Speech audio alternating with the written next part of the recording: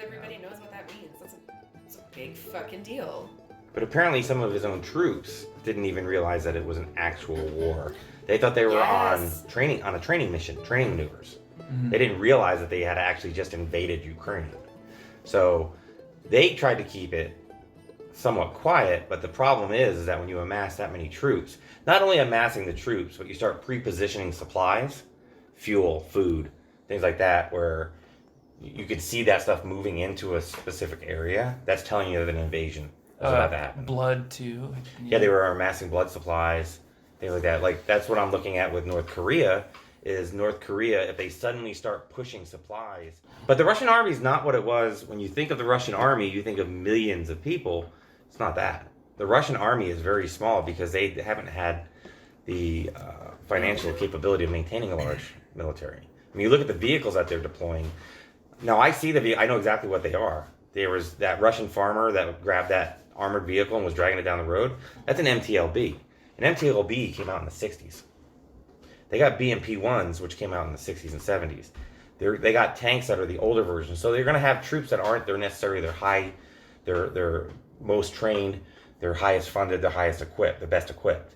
You're going to put in sort of your troops and your vehicles and your equipment that you're willing to lose. Most of the Russian inventory is very old, though, because they haven't had the money. Like, we update our equipment constantly. You know, when I joined the Army in 1990, I was on an M1. When I retired, it was an M1A2 SEP, the most advanced tank in the world. You know, and that's 20 years of updating the same platform, but it got so advanced. We could see so far that the curvature of the Earth came into play. We could see 8 kilometers away. We could identify a vehicle. See exactly what it is. That's amazing. That's amazing. Yeah. I mean, even in Desert Storm, a friend of mine had a confirmed kill at 4,500 meters. Fuck. 4.5 kilometers. Wow. You don't even know that they're there, and you're hit, and you're gone before you even realize what happens. I mean, that was in 1990. Now we're looking at stuff in the 2020s. The Germans are the same way. Them and us we're very on par with our technology. We share a lot of our technology, a lot of our weapon systems, especially with tanks. The Russians, they've developed new tanks, but there's very few of them. They're not very reliable. We use a turbine engine. They tried to come up with a turbine tank. It just didn't work for them. They are still of that mindset of just mass amounts of equipment. You're throwing mass amounts of people. So that's what you're seeing. And you're also seeing troops that haven't fought. They didn't fight in Chechnya. They didn't fight in Afghanistan. Those troops are gone. These are people that haven't ever fought. Now they're being put against an enemy that's basically their brothers and sisters. Yeah. They're the same people. And they're having to kill their own people. And they're not doing it. A lot of them are not doing it. A lot of them are also dying, though. Russians put out a number. They tried to say 450 soldiers killed. The number I heard from Ukraine was 5,500. That's a lot. You know, for first couple days. Wow. So, yeah, you're right. They do tend to throw their what you'd call cannon fodder. They do. Us, the U.S. and Germans and a lot of the NATO, train all our troops to the same level.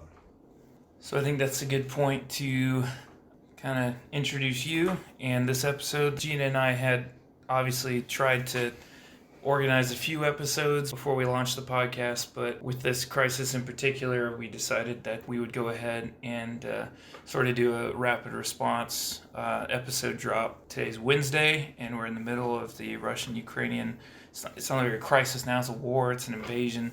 And we're here with Jay Carey, who is a congressional candidate for North Carolina's 11th Congressional District and a veteran. Jay, can you tell us a little bit about who you are and your experience in the military? Sure. I served a little over 20 years. I retired in 2012. I joined about a year after high school. Tried college, didn't work. I was 17. Joined the Army. That worked out very well. I retired as a sergeant first class. I was a M1A2 platoon sergeant and tank master gunner. Tank master gunner is someone who's an expert in the weapon systems and how to employ the weapon systems. I'm also an expert in tank tactics, both at platoon, company, and battalion level. I have, like I said, did over 20 years. We've helped to test and develop tactics, implement tactics. I was deployed to 3 different combat zones. Desert Storm. I was in Operation Iraqi Freedom in 2008. I was there for 15 months, and I was also in Afghanistan. I basically retired out of Afghanistan in 2011, 2012. Iraq was, I was there during the surge where things really got pretty difficult, pretty bloody. I lost quite a few soldiers. I lost, personally, in my platoon, I lost 3 guys, and 1 guy was very badly wounded. But while there also, I was not just a tank platoon sergeant, I also transitioned to a non-commissioned officer in charge of a military transition team, which our primary mission was, we were teamed up with a Iraqi battalion. We were a 7-man team with a small security detachment, and we teamed up with them, trained that battalion on how to be combat effective, and within about 7-8 months, we left them. They were combat effective. They were able to conduct missions on their own, which was pretty big because it's a very unprofessional army. And the other thing I did also, more importantly, is that we went into small towns, small communities, and helped them to rebuild, secure, and become more self-sufficient. Left them because you got to leave them self-sufficient, otherwise they'll fall right back. And by doing that, we help prevent other Iraqi citizens turning into insurgents, into terrorists, because they were able to find actual work, be able to start producing things. We were in the breadbasket of Iraq, right there in the Euphrates River, right on the Euphrates River, and it was important to get their society back working, and help them to secure themselves also, and not have to turn to the terrorists for money and support. What else? I mean, that's pretty detailed. Yeah, I mean, I can tell you all about Leslie, hey, I don't like talking about my accomplishments because I don't think they're special. Leslie's like, you got to talk about that, because I have a Bronze Star, I have Meritorious Service Medals, I have different awards, I have over 47 awards, but I don't think that's special, because anybody that does enough time and did enough things, other people are getting those awards too. Well, and I think that's part of military culture, right? That there's a humility that comes with commendations and awards, and people know that there's a huge sacrifice attached to those too. So it's not always celebratory necessarily. And I think that makes sense that you feel that way. My dad was in Vietnam, and we used to have days in church when they would ask veterans to stand up so that they could thank them, on Veterans Day. And he never would do it because he felt like it was so inappropriate to stand up and get recognition for it. Like that, what you're saying very much tracks with that mentality of I did a job. But at the same time, in a leadership position, I was very adamant about getting my guys awards. So we don't get bonuses. We don't get bonuses in the military, awards. Yes. And they actually help you get promoted and get you recognized and help you in your career. Yeah, so quality of life improves. Yes, yeah. So it's important that people, and it's the only way we can recognize them for the things they do. And while I didn't like getting them, I liked giving them, or at least putting people into them. So we think that, as important as it is in the military culture, I think that it is significant in that it's so misunderstood in civilian culture. And that might be why Leslie's sort of pushing. And I'm just saying it because, I love you guys. And I know we love Leslie. You, Leslie. Yes. Well, she uses it, a new term for me is receipts, showing your receipts. Mm-hmm. Part of that, I love it. That, awards are my receipts. Yes, absolutely. Different things that I've done that shows what I've done, where I've been. I mean, I have theater-specific awards. I have awards from Desert Storm. Yeah. I am a rarity in the military. I've been in 3 combat zones. I was going to ask Not many that. people have ever done that. And is that because people like to, if you've spent some time developing a relationship with a culture or a system, or is it just luck of the draw? Okay. I joined the military in December 26th, 1989. I reported for basic training, yes. Merry Christmas. Yeah. The next October, I was in Saudi Arabia. Oh, wow. For Desert Storm. So I just lucked into that. I was able to get there. And then, my career lasted long enough where I was deployed to Iraq and Afghanistan and Bosnia. I was in Bosnia, but that was a police action, not really a war. Really, it's just dumb luck. I didn't do anything to deserve it. It wasn't a punishment. Y'all want another beer? I will take another beer. Sure. Yes, please. We are drinking. First, before I say what it is, Jay, how do you like this beer? It's okay. It's okay. I got Sierra Nevada Tropical Torpedo. It's a tropical IPA from Sierra Nevada, made here in Mills River, North Carolina. And I'm drinking Bold Rock, which is also made in Mills River. And Gina's drinking Bold Rock. What cider is that? Green apple. Mm-hmm. That's the best one. Yeah, green apple cider. I do like the black. Is it blackberry? Black cherry? Blackberry. That one's too sweet for me. See, I'm like if it's cider, it needs to be apple cider. Yeah. If it's beer, it needs to be beer. If it's a bagel, it needs to be plain.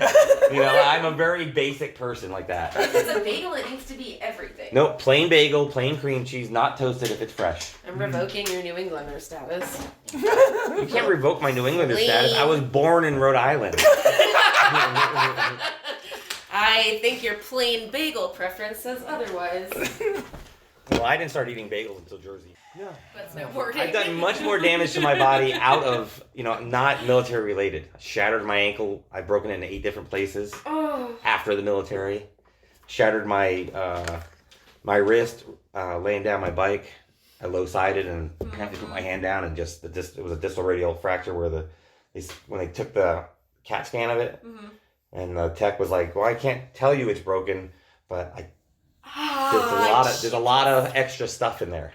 I think I broke like 10 it shattered. That's what they said to you? Yeah. I can't tell you it's broken, but there's a lot of what feels like gravel under your skin. I had I'm not really sure what's going on. Ask a doctor. Yeah. So most of those physical injuries outside of I have herniated and collapsed discs. It's a little off topic, but is that a Dead Kennedys tattoo? It is a Dead Kennedys tattoo.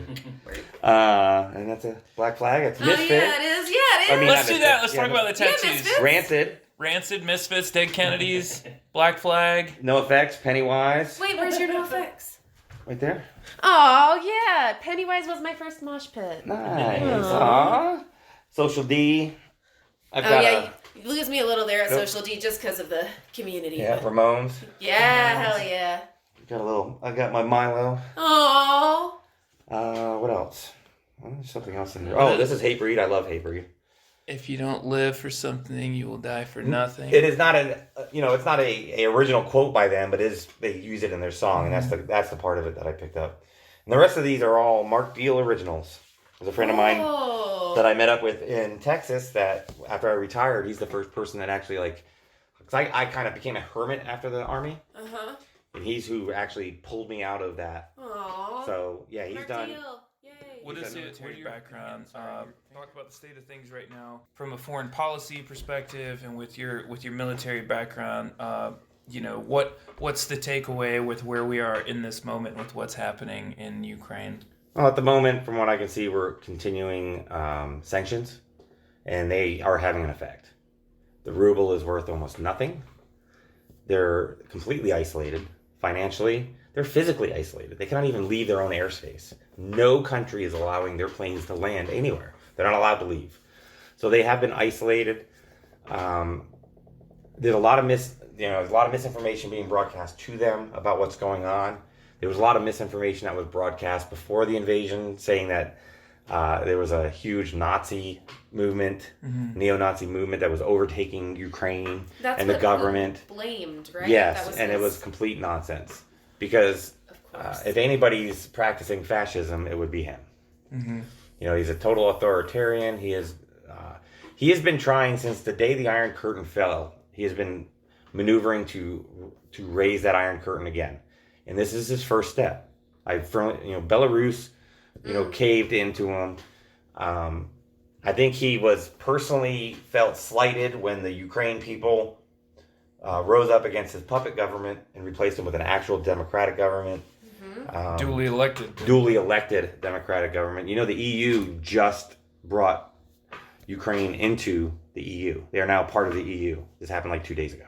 No, I didn't know that. Yeah, they did an I saw emergency. the application. Yeah. I didn't know that. They did an Aw. emergency session, and they brought them in. So now they have all the protections and all the supply. Like the EU has dropped over 400 million euro in supplies, weapons, ammunition, food, fuel going into Ukraine. So militarily, the EU doesn't do anything militarily like that. They don't have a Right. military like the UN or NATO does, like NATO. So it's not a matter of that, and they haven't been accepted into NATO. I don't know how that works. I mean, that's just there's something about like that whole thing that I don't really understand that well. I But- think that they have to have had a stabilized democracy for a certain number of years, and they haven't yet. So I think Makes it's sense. just a time. I think the Russian people have been fed a lot of disinformation. They're being isolated. They're watching their economy fall apart. The only ally they have at the moment outside of Belarus, which is not much of an ally, is China. China did open the route for grain, wheat. They've been importing wheat and stuff like that. But Russia's in a bad way. He's losing his grasp on reality. I fear he's going to. I mean, by putting his nuclear weapons on high alert is troubling, to say the least. If he was to do the most realistic and most dangerous thing he could do would be high altitude airbursts of nuclear weapons over Ukraine and Poland. That would affect Poland and Turkey. I mean, it would be a huge swath that he could affect EMP wise, and it would destroy all their electronic infrastructure. And that's a way of shutting people, just blacking out the whole area and doing what he's going to do. I mean, that would lead to an invasion of Poland because Poland would be directly affected by it. Yeah. If I can, I want to read I'll ask first. It's the embassy of the Russian Federation in Canada released a statement today. Ooh. If y'all would like to hear it. Sure. Yes, please. Embassy statement. Russia continues its special military operation to demilitarize and denazify Ukraine. There it is. Denazify. The Russian army does not occupy Ukrainian territory and takes all measures to preserve the lives and safety of civilians. We see what you're doing. We can see it. The strikes are targeting military facilities only, being carried out exclusively with high-precision weapons. Why bother lying? We are witnessing an unprecedented wave of lies, fake news, distorted and fabricated facts aimed at discrediting our actions. Goebbels-style Western propaganda was predictable. It cannot be trusted. The public in Canada should understand it. The public in Canada should understand it. Just a little levity, folks. Yeah, sorry. The public in Canada should understand. Can a grown-up take over? Jesus Christ. There's the highlight of Yeah, it. the public in Canada should understand that. The truth is different. Crimes against humanity and violations of international and humanitarian law are committed by the armed forces of Ukraine and such neo-Nazi groups as Azov, Right Sector, and others. The multiple evidence is available in open sources. Yeah. The Ukrainian side is deploying multiple launch rocket systems and artillery in the courtyards of residential buildings, so they're bombing themselves. Hospitals, schools, and kindergartens. The armed forces of Ukraine, nationalist and neo-Nazi groups use civilian infrastructure and population as human shields. It is essential to understand the rationale behind these actions. The Ukrainian authorities and its Western patrons are committing monstrous and inhuman provocations in order to... Wow, I sounded Russian there. In order to put all the blame on Russia. In fact, the full responsibility for the destruction and innocent victims lies with the regime in Kyiv. The Russian army is fighting neither Ukraine nor the Ukrainians. The task to clear Ukraine of Nazism and to demilitarize it will be accomplished. Those responsible for genocide in 8 years-long war started by Kyiv against its own people, silently watched and frequently encouraged by the West, will be brought to justice. Russia is not starting wars. Russia is ending them. Jesus, did they talk to... That's the fucking embassy of Russia in Canada. It sounds like that's like they talked to Trump speechwriters or something. That's much more intelligible. Well, yeah. Full sentence. Well, I mean, I think that from the written speech to the said word is a big breakdown. Did you also... Yeah, the tone, the concept, Trump all the way. But the condensation, what is the word? Condensation. Condescension? The condescension in that. It's ridiculous. That propaganda, use that on your own people. That is not going to. I have that higher... makes me think he's unstable. Two things. First, I did want to talk just briefly about Taiwan, and point out that Chinese aircraft have repeatedly over the past few years violated Taiwanese airspace. Day one of the Russian invasion, they violated Taiwanese airspace. I was worried about... I mean, that was one of these things where you're looking over here, we're going to do what we're going to do over here kind of thing, misdirection, where they're like... And I thought they were going to invade. I thought that was their signal to invade. And there was a lot of, obviously, talks before the Ukrainian invasion between Vladimir Putin and Xi Jinping. There were, that was, on every major network that the two were, talking and everything. And no, it was the UN published a universal condemnation of Russia, and China abstained. But so did India abstained also. So it's Interesting. I know, isn't that kind of weird? That it's so weird. Like, why did they abstain? But they did. They just abstained from the condemnation. I learned, and Russia did too. Oddly enough, they didn't want to. They didn't want to condemn themselves. Who thought? I learned in this conflict too that India has the largest army in the world. I learned that through this conflict. That Largest in terms of people? In terms of people, the largest manned military force on the planet. Yeah, is Iraq the had Indian Army. Service? I don't know. Iraq had one of the largest standing armies too, but they were so combat ineffective. So in order to sustain our military at the levels that we're at, when we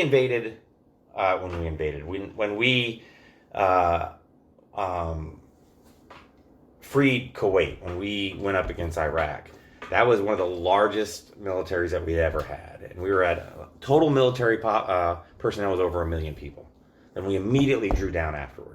That's what we do. We go into a conflict, we draw down. We build up, we draw down. We build up, we draw down. To maintain millions of soldiers at combat readiness is such a high cost that I'd imagine India's army is, for the most part, it's just on paper. Iraq's army was on paper. What made them combat ineffective? They don't have a level of training. They're not able to, their equipment's not maintained. Okay. Their personal gear is not well maintained or like our stuff, as soon as something broke, you went and got new. Okay. No matter what it was, you got new, so you were always ready. We had to always be ready to deploy. So, your weapons were updated and replaced every so often. I mean, when I joined the military, we still had 45s. A year later, we had 9 mils after Desert Storm. And something else I learned too is like your plate carriers have expiration dates on. They got to be like plate carriers like the bulletproof like vest. And if you drop it, it's no longer, you have to get new plates. If you drop it on the ground, it's like a car seat. It's like a car seat. Yeah, so you can't risk it being fractured, because if it's fractured, then it's not going to work optimally. So it is our defense budget is, while it is too high, and I do believe it's too high, we still, even if we were to cut it back to where I think is a more manageable amount, it would still be the highest defense budget, because we maintain readiness. We are able to project our military anywhere in the world in 3 days. Period. Not talking about paratroopers. We're talking about tanks. We're talking about Bradleys. We're talking about we have 7 aircraft carriers. The rest of the world has 3. All right, so it's a hugely expensive thing to maintain an active military like that. And Russia's, you're seeing it in Russia where they could not maintain their military. They just didn't have the money. And that goes back to the second thing I was going to point out, which you'd mentioned Molotov cocktails, and we do see guerrilla militia warfare, urban environment, sort of, like defensive against the Russian invaders in Ukraine.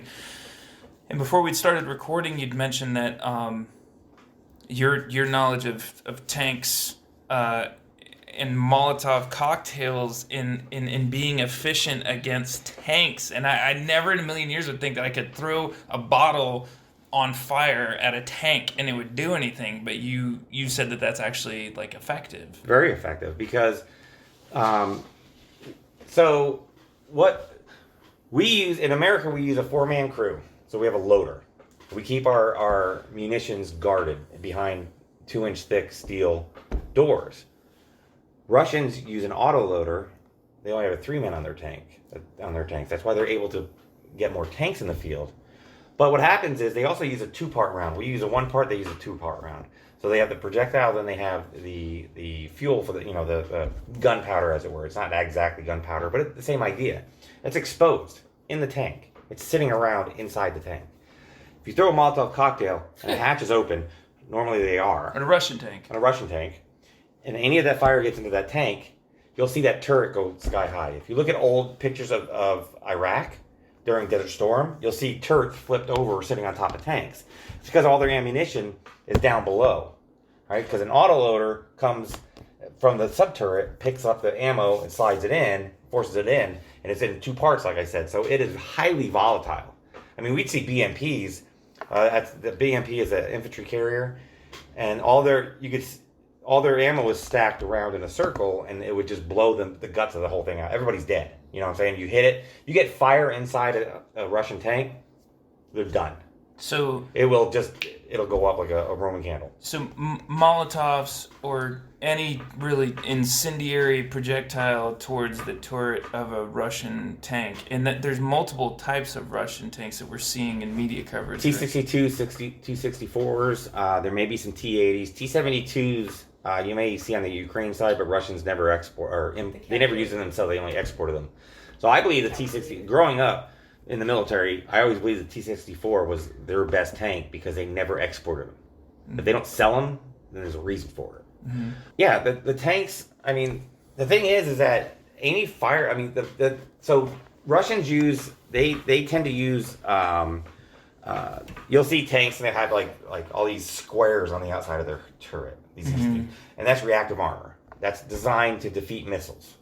Mm-hmm. A tank destroyer, like a tow missile. All right. It will not. An M1, for instance, we use an armor-piercing fin-stabilized discarding sable with tracer, APFS, armor-piercing FSDS -T, and it's a 3-foot depleted uranium round. It is a kinetic round. There's nothing in this world that will stop that round. Explosive armor will not deflect it. All right. Explosive armor will not deflect a Molotov cocktail because it will not set it off. It needs a strike. It needs a kinetic or chemical reaction is what it is. So an exploding bottle or a bursting bottle against that will not set it off? Nope. It needs a lot more velocity. It needs a velocity. It needs a chemical, like a shape charge, something like exploding into it, causing it to react. Reactive armor, right?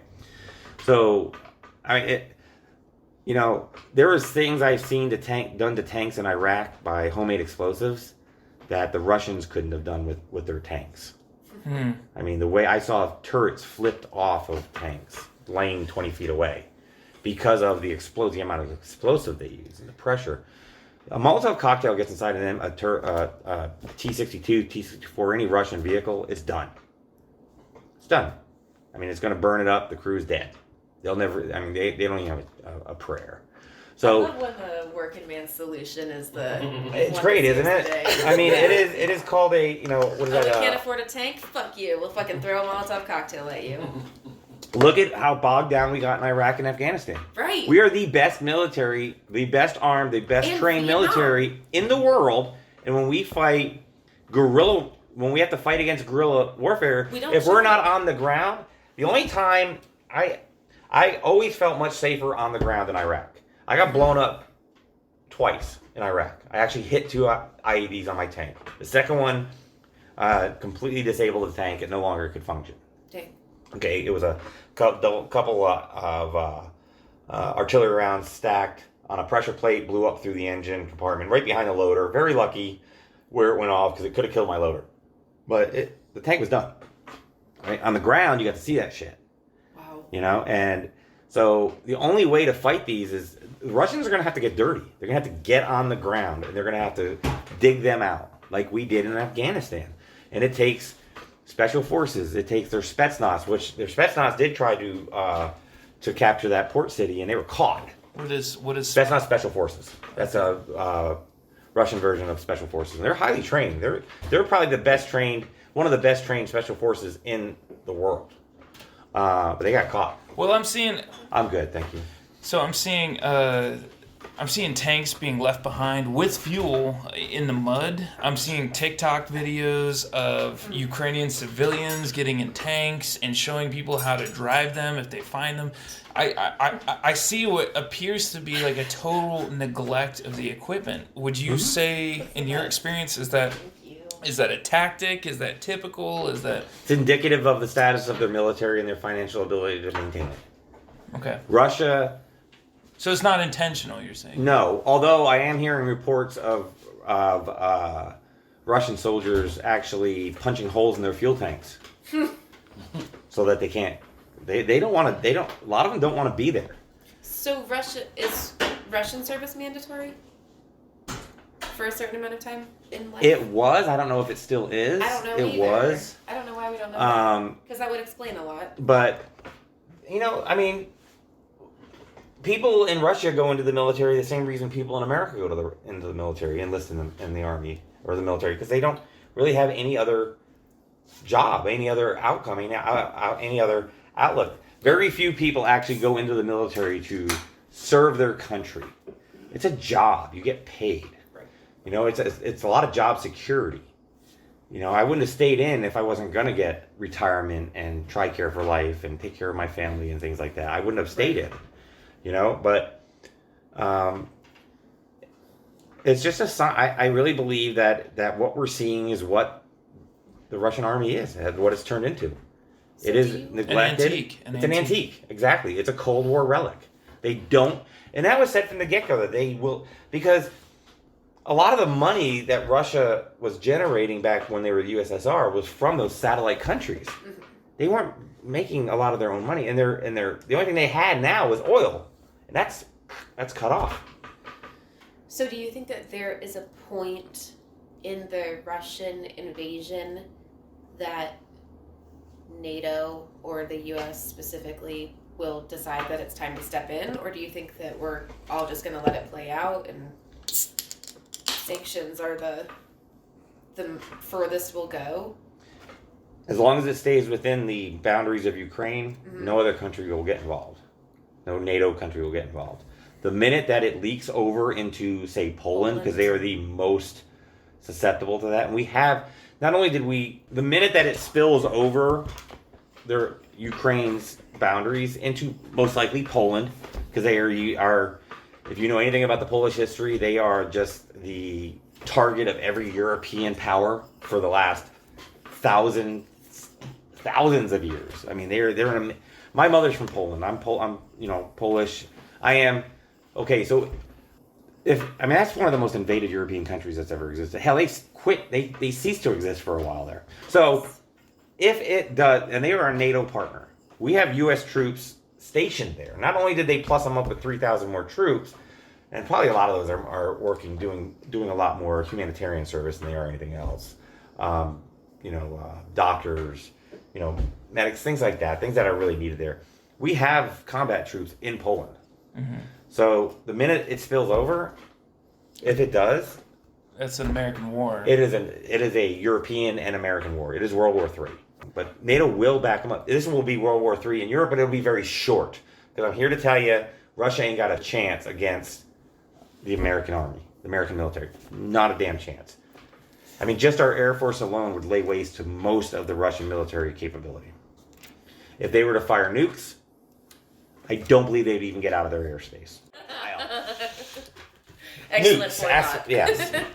So obviously the elephant in the room is a lot of anxiety that people feel about a potential nuclear crisis, and subliminal kind of like content in the conversation about what's happening in Ukraine right now tends to be around how outdated Russian arms on the ground are. Does that narrative carry to their nuclear armament as well? What information do we have? What threat does it pose?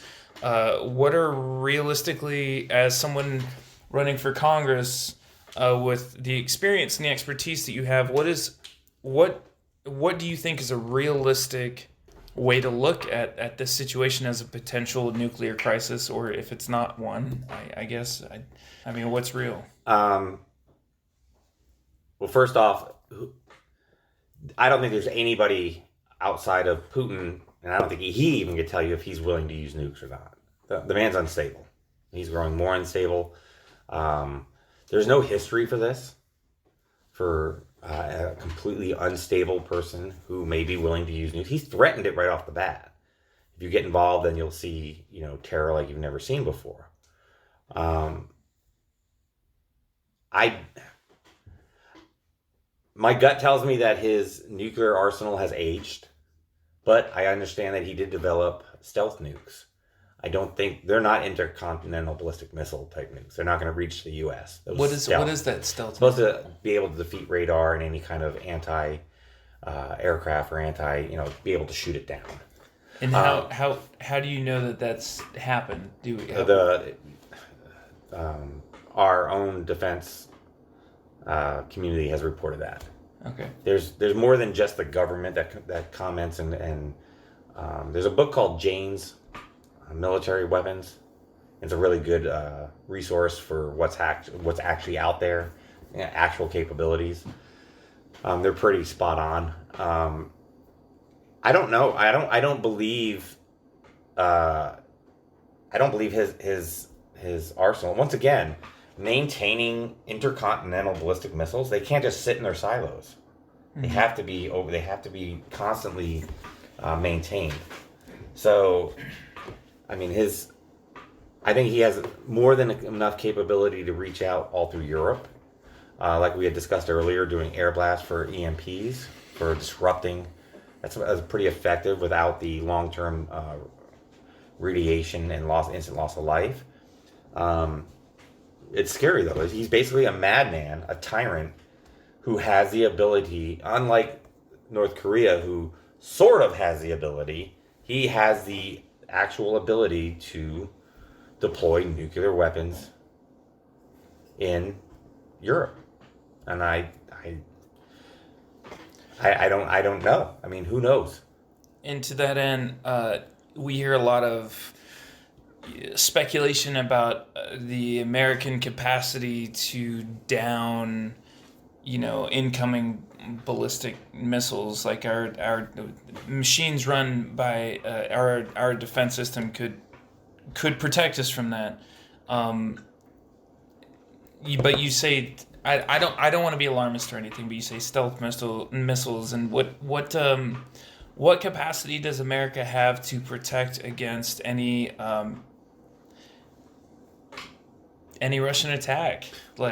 Stealth is an interesting concept in that when we first developed stealth capabilities with our airplanes, we tested them on our own radars, on our own ability to see them, and we couldn't. But we don't use the same systems as Russia did. Russia could see them. So it's an interesting concept of stealth. What is stealth? I mean, does it hide the heat signature? Does it hide is it a minor cross section for a radar? I mean, it's our systems and systems all throughout Europe. We have air defense systems pre-positioned all through Europe and all the NATO countries.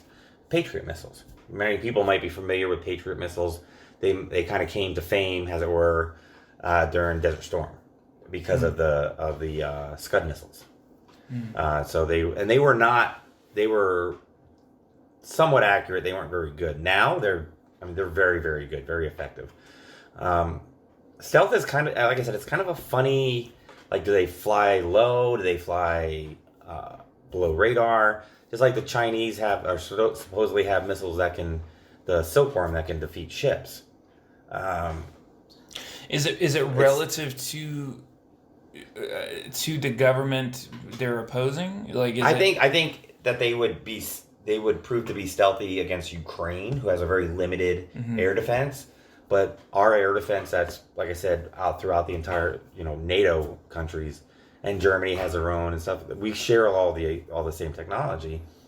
I don't think it would be as effective. Now, remember that shooting down a nuclear missile is effective because the warhead has to arm, and it doesn't arm as soon as it's fired. It arms shortly before impact, wherever the impact's going to be. So, a payload can just fall harmlessly to Earth, and it's not going to do anything. It has to be armed. It has to be set on whatever kind of detonation it's going to have. Point detonation, air burst, whatever it's going to do. It could do, we have weapons that actually don't detonate until they're a certain distance into the ground, like those bunker busters and things like JDAMs and stuff like that we use. JDAMs. It's a weapon that we use. Like, I think I don't know if I told you about this. We had a 4-story reinforced concrete building that was being used as a sniper position in front of one of the Iraqi defense positions that we were using, or that we had helped them set up. And we called in a JDAM, so I say a 4-story, very, very large building, and we dropped a 10,000 pound, not a 10,000 pound, I think it was like a 1,000 pound JDAM on it. It goes in, it doesn't point detonate. It actually penetrates, and what was left over was a 30-foot deep crater. Whoa. Of a 4-story building. It was gone. It was basically... Holy shit. Yeah, we have very good weapons. Don't ever sell us short on our weaponry. I'll never start a war with America. Yeah, don't start a war with America, damn it. So, I mean, our capabilities and our NATO allies, they're very high. They're very good, and they're maintained. That's the important thing, too, is that Russia doesn't get money from us to maintain their weapons. They have to maintain it on their own. So how much of a lot of speculation right now goes to, like, the Call of Duty playing murder fetish style people wanting violence to just be a thing? Like, how much of the speculation about what's going on is rooted in reality? What real, like, threat level or does any of this pose to us here? I guess. Like here in continental U.S. or just in almost zero? I mean, Russia doesn't. We don't know their true capabilities, but there are experts that can just sit there and tell you that, 30 years of sitting in a silo, an ICBM probably won't even take off. Mm-hmm. Its guidance system is so outdated. That's the thing to remember, they don't have the money to maintain their military, and it's being shown right now. Those vehicles are breaking down and being abandoned. They're running out of fuel. And you think that's unintentional, the breakdowns? I think a good majority of them, they're unintentional, but they're just not maintained. A crew knows if their tank or their vehicle's worth it or not. I've seen pictures of people leaving their vehicles and going to local law enforcement in Ukraine asking for fuel and everything, and them getting like arrested or what. Do you believe that? Yeah, It happens. Yeah. I also know that like Kyiv, a lot of hearing reports of Russian soldiers carjacking people. Taking their cars, trying to get back to Russia, get out of the country. Asking them for, going to people and trying to ask them for clothing, for civilian clothing, so they can try to blend in. And not, because, like I said, these, unlike our military, who's been battle hardened over 20 years of combat, these are soldiers that have not ever faced combat. So you're saying that the narrative that we're seeing play out in not just like mainstream media, but also in like a lot of, the on-site, personal, documented instances with Russian militants. I don't want to call them army because they're like militants. They're not even like, it doesn't appear like they're trained the way that most first world armies are trained. Not anymore, no. So like those experiences, I mean, it's painting a portrait of a super disorganized, super disenfranchised, broken down, ill-maintained, And you're saying this isn't part of some propaganda machine or some narrative that the Western world is spinning, but that it's an actual representation of where their military stands. Who runs Russia? The oligarchs. A guy. But the oligarchs have the financial power. Right. They're not putting that into the military. They're putting it into their pockets. These are gangsters. This is mob, Russian mob. They're not building the prowess of their military. They don't give a shit. All right?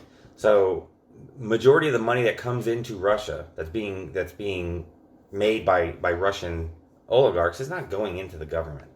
Mm-hmm. They don't have the money. They really do not have the money to support their military, and it's showing. It's not a surprise to me, because I mean, I knew that once the Iron Curtain fell, what did Russia have? They had fuel, but who's controlling the profits of that fuel? You think it's going to the state? They're not communist anymore. They're capitalist. They're a supposedly democratic, more of a authoritarian, but capitalist society. The mob runs Russia in that sense, financially. All this to say, how do you feel about excuse me? How do you feel about members of our Congress, which you are running to be in, members of our United States Congress, just a few miles south in North Georgia, speaking specifically about Marjorie Taylor Greene, as well as a lot that we're seeing out of the RNC. We see people chanting Putin, people chanting Russia, and we see wide condemnation of that specific event where that happened. But to you, as somebody who's running, what does that mean for you where you are? To see people on the home front with all this information and this knowledge that you have of essentially the breakdown in Ukraine, what does that mean on the home front? Well, when it comes to U.S. citizens, they're just severely misguided, misinformed. When it comes to our elected officials, they're committing treason. I've always felt, and I've said this, and Leslie can vouch for me on this, that I have said that any elected official that supports Putin is committing treason. Putin and Russia are not our friends, they're not our allies, they've been our enemy, and they've been our enemy for a very long time. They weren't even our true allies in World War II. They haven't been our allies really ever. They've never supported us or our mission. They've worked, I served during the Cold War too. I was a Cold War warrior, right? And we trained, every training event was geared towards destroying the Russian army. And if you're an elected official and supporting Putin, supporting Russia, you are a traitor. And there's that's it. I mean, that's bottom line. You have committed treason. When Trump talked about believing Putin over our CIA and our FBI, our intelligence, he committed treason. He committed treason. There's no two ways about it. And these people need to face, I believe that in our midterms and in our 2024 elections, they will face the music. They will see the results of their treasonous actions. Because the majority of Americans are definitely turning against that message. You see, they're doing it. They're trying to walk back their message now. Fox News is trying to walk back their message. No, we've got the receipts. We've got the videos. We've got the audio. We know what they said, what they did, what they were trying to do. Mm-hmm. They supported an enemy of the state, openly. And do you think that maybe the Ukrainian crisis at this point might have acted as a sort of catalyst to expose the intentions and the actions of people that have been perpetrating fascism and ultranationalism in the United States? Yes. These fake patriots have exposed themselves. Mm-hmm. And that's great. He says it's great. It's great. Got to know the enemy, right? Yeah.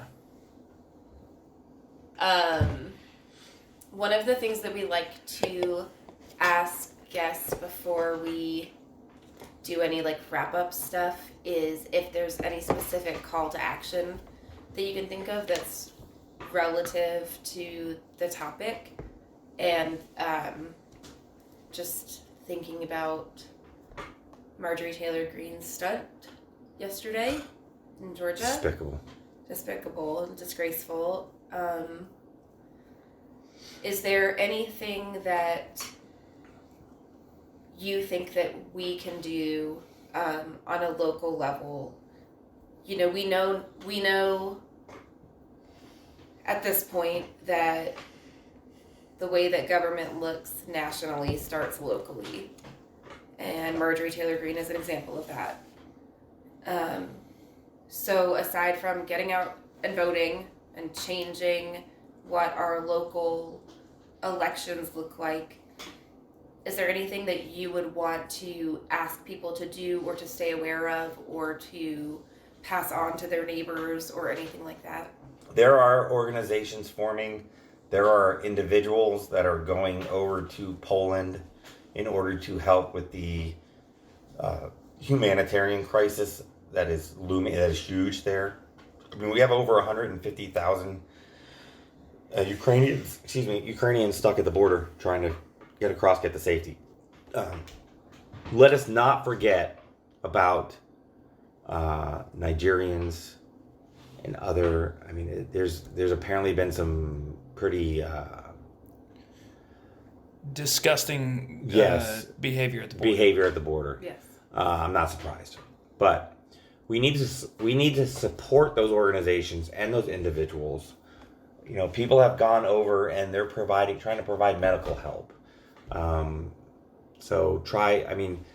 We know that even if that help, that relief, say you put together a care package, because those are always big when I was deployed, care packages. I got more damn Girl Scout cookies than most nations could ever eat. My God.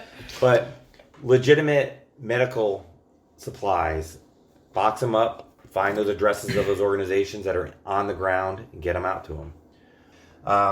And if I may, on a non-Ukrainian subject, I've been working a lot with Families United, which is Bianca Taylor, who's Breonna Taylor's aunt, Jacob Blake Sr., who is Jacob Blake Jr.'s father, Travis Kane, who is the lifelong friend of George Floyd, basically his brother, and their family members, and they've been trying to establish networks in order to help people who are families of victims of police brutality, murder, terrorism. They need financial aid. I tell you, I spent 3 days in LA, and then the next Friday I was I drove out to Greensboro, and I was exhausted, emotionally and physically exhausted. And they've been doing this for years. Every weekend. Yeah. And it's expensive. They fly, they rent cars, they're on site. And it's a huge, powerful movement, and they need support. So go to Families United. That's great. Thank you. And yes, and whatever you can give, because they're constantly asking, and Jolly Good Ginger, Russell, he's a white accomplice of theirs who has been instrumental in helping that mission. And he's brought me into the fold and has given me access that I would never have gotten on my own without his help. And it's really made a difference in my life. You look at them on TikTok, follow them on TikTok, and they'll put out requests for money and stuff and support them. Mm-hmm. They're doing work that no one else is doing. And nobody else will or can do. Driving distance to me is 6 hours. Okay? I drive 6 hours to go to rallies. Mm-hmm. Okay? I'll do that and drive back the same night. Whatever your driving distance is, set that distance and then draw that circle and start looking for rallies in that circle and go. Show your support. That's a call to action. It's a lot there's a lot to unpack. And hopefully we can do a follow-up specifically with the campaign and the work that you've been doing. Local activism. Local needs. We could really do like a call to action episode. Jay, thank you so much. Oh, wow. That last hour went really fast. The first hour and a half went slow. The last hour went, I felt like all of it went super fast. Like 8:30. Wow, you haven't been here that long. Now it's 10. So I just want to say, personally, and Gina, I obviously, because we're like partners in crime here, but accomplices. We're not committing crimes, but we're totally, not anymore. Accomplices. But So. not anymore. Yeah. I'm glad that you were here, and I think that it might be a breath of fresh air for people to get some, military-informed perspective on the situation in Ukraine right now. And I know this has kind of been a rapid response scenario for us. We weren't anticipating this being our first episode, our first release, and we're going to have to edit it like on the cusp in the next 10 hours or so. But either way, Jay, thank you so much. Thanks for having me. Thank you so much for your time and for your insight and for your thoughtfulness. I'm going to be making a video to let people know, but as co-host of Fire on the Mountain podcast, I want to say on this episode that I'm going to personally make a choice to endorse you for Congress and try to get as much support as possible because I believe in your vision. I believe in your mobilization and the message that you have for the people where we are, and I appreciate all the work you're doing in normalizing conversations, not just on the home front, but also an analysis of the foreign front. I think that we deserve representation that has some grasp on our presence abroad, and I think you bring that to the table, and I appreciate your insight, so I'm doing what I can. Thank you. Yeah. Now I'm going to go pee. Whew. I don't know about that little...